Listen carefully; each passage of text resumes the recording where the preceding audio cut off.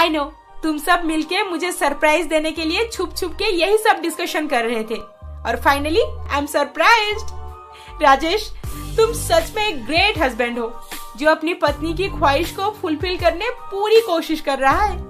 First surprise में इतना बड़ा बंगलो, तो आगे और क्या मिलने वाला है मुझे? Oh my God. Rupa please, ये बंगलो के बारे में बात करनी है मुझे, तुम इतना एक्साइटेड मत हो। हाँ, समझ आ गया मुझे।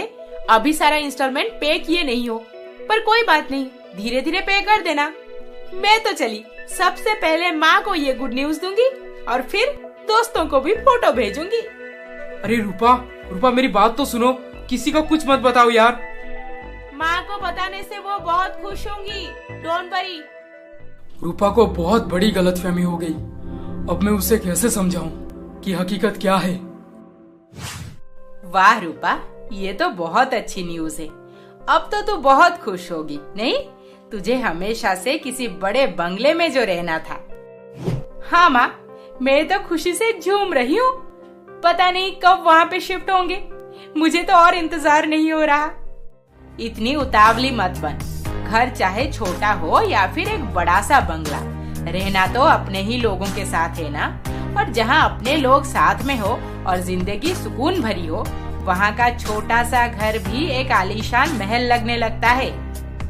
ओहो माँ, ये सब क्या बोल रही हो? मुझे बिल्कुल पल्ले ही नहीं पड़ रहा। ये सारी ज्ञान अपनी दोनों बहुओं को दे देना। और हाँ माँ, उन्हें हमारे नए बंगले के बारे में बताने की कोई जरूरत नहीं, जलन से मरे जाएंगी दोनों भाभियाँ। ऐसे क्यों बोल रही है रूपा? तेरी दोनों भाभी बहुत ही अच्छी हैं। तू खुश रहेगी तो वो सच में बहुत खुश होंगे। खैर, आई डोंट केयर, मैं रखती हूँ माँ, अब मेरे दोस्तों को बताने जा रही हूँ। बाय। हाँ बाय। रूपा तो हमेशा से जोश में होश खो बैठती है। हे प्रभु, मेरे रूपा का ख्याल रखना, उसे हर मुसीबत से बचाना। मेरे बहुओं को ये बंगले वाली बात नहीं बताऊंगी तो ही अच्छा रहेगा, क्योंकि पता नहीं ये दोनों भी रूपा की तरह डिमांड करने ना लग जाएं। हम जैसे भी हैं एक साथ बहुत खुश हैं। हमारे ऊपर कृपा बनाए रखो प्रभु। गायत्री, यू वोंट इमेजिन कि कितना बड़ा बंगला है अब मेरे नाम पे। वाओ, हमें कब बुला रही है देखने? जल्दी, पहले हमें शिफ्ट तो होने दे। रूपा एक एक करके अपने सारे दोस्तों को बंगले के बारे में बता दी और उनके साथ फोटो भी शेयर कर दी। फिर कुछ दिन बाद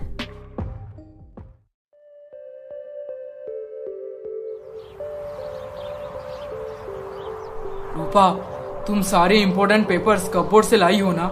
कुछ छूट तो नहीं गया ना?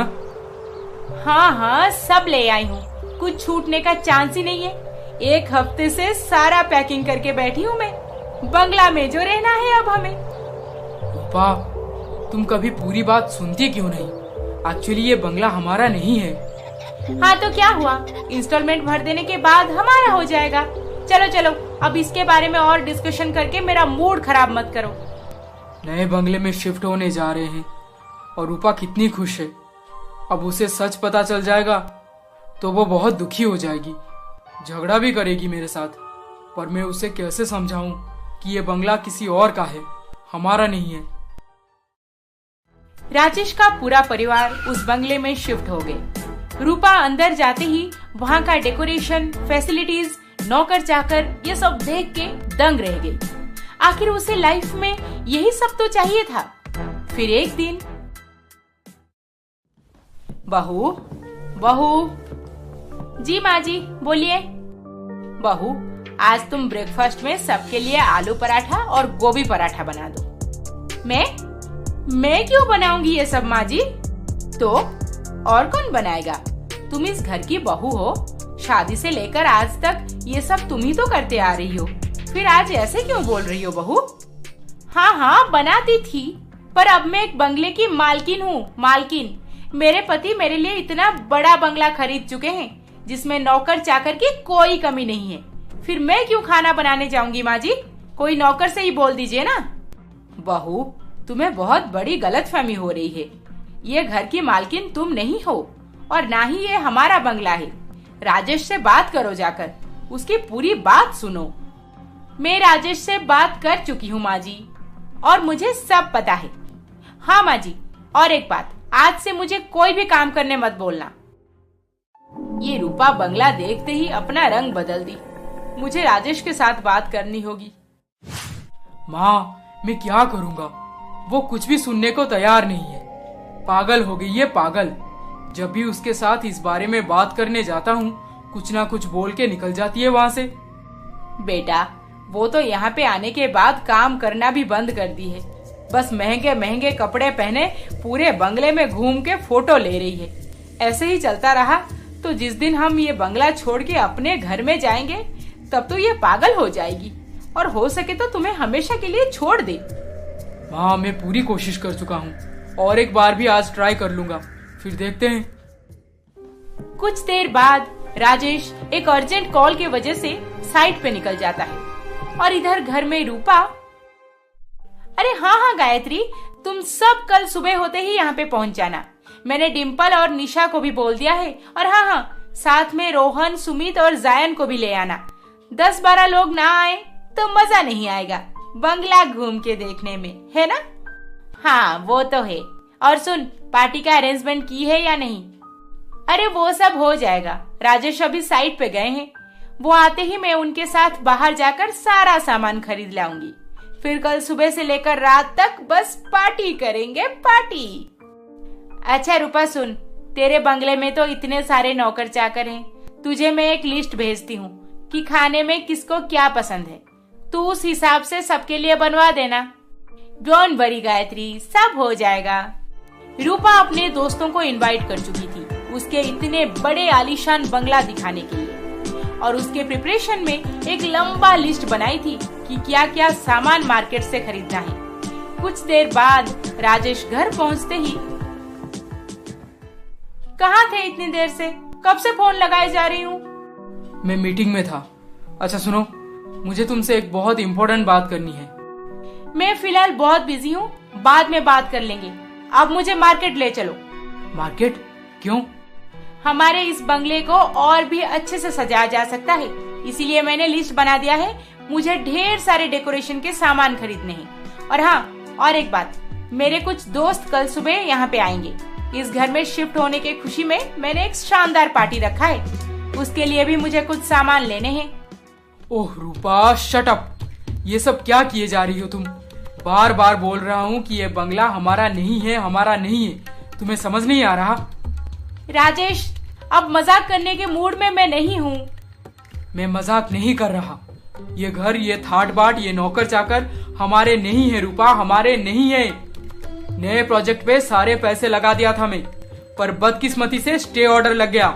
पता नहीं स्टे ऑर्डर अभी हटेगा भी या नहीं, इसलिए हमें हमारा घर बेचकर लोन चुकता करना पड़ा। यहाँ तक कि हमारे शादी में तुम्हें जितने भी जेवर मिले थे, माँ ने उसे गिरवी रख दिए हैं। What? Are you mad? खुद तो कंगाल हो ही, पर मेरे सामान तुम कैसे गिरवी रख सकते हो? तुम्हें बहुत समझाने की कोशिश करता रहा मैं, पर तुम किसी भी बात को ध्यान से सुन ही नहीं रही थी। और ये बंगला, विनोद, हम दोनों एक साथ बिजनेस शुरू किए थे और तू कहां से कहां पहुंच गया, पर मुझे देख, मैं पूरी तरह से बर्बाद हो चुका हूं। मुझे खबर मिली है। तू चिंता मत कर, बता मैं तेरी क्या मदद कर सकता हूँ। क्या क्या मदद मांगू मैं तुझसे? रहने के लिए अब घर भी नहीं रहा, उसे भी बेचना पड़ेगा। देख, मैं तो दुबई में वेल सेटल्ड हूँ, साल में एक बार भी इंडिया नहीं जा पाता। तू एक काम कर, मेरा जो बंगला है वहां पे अपने फैमिली के साथ शिफ्ट हो जा। पर तेरे बंगले में, देख, मना मत करना, वहां पे तुझे कोई दिक्कत नहीं होगी। मेरे नौकर चाकर अभी भी वहां पे बंगले का देख रेख कर रहे हैं। जब तक तेरा सिचुएशन ठीक नहीं हो जाता तब तक वहीं पर रह लेना। मैं तेरा ये एहसान कभी नहीं चुका पाऊंगा। दोस्ती में एहसान चुकाने की बात कहां से आ गया भाई? चल अब तैयारी कर, अब से मेरे बंगले में रहना है तुझे। ओह गॉड, तुम मेरे साथ धोखा किए हो राजेश, इतना बड़ा धोखा। पहले क्यों नहीं बोले कि इस बंगले का मालिक तुम्हारे पापा का कोई रईस दोस्त है? तुम बस यहाँ का केयर टेकर हो, I mean नौकर हो, नौकर।